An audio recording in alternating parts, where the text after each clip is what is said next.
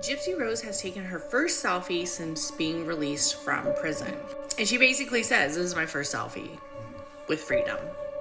And for those who don't know the Gypsy Rose story, it's very complex, disturbing, and in all honesty, it's just sad. So this is Gypsy Rose basically now. She's a young woman who carried out unaliving her mother. And many of you are probably thinking, how could you get to that point? Gypsy Rose's mother was making her sick.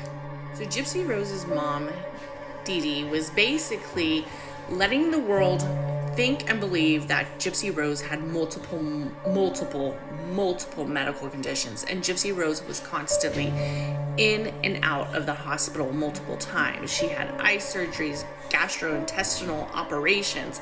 She had removal of her salivary glands. She even was being fed through a feeding tube.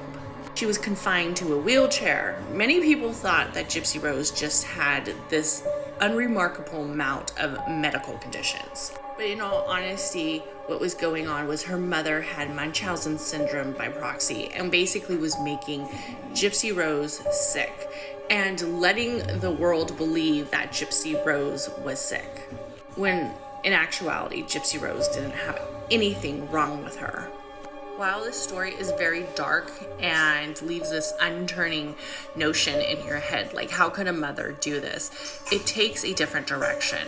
Gypsy Rose ends up meeting this man online, and they ended up plotting how they can basically unalive her mother.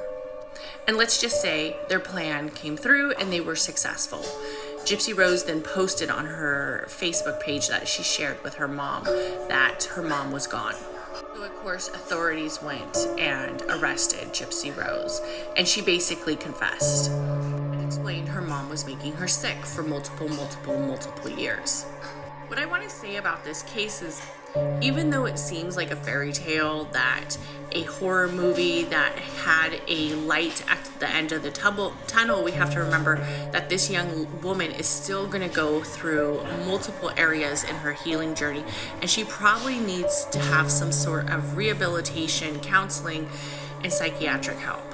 I don't know necessarily if posting on Instagram daily is the best thing for her right now, but I do think that this is going to be a long journey in recovering from trauma, PTSD, and multiple situations that are going to leave her in different emotions and feelings through the rest of her lifetime.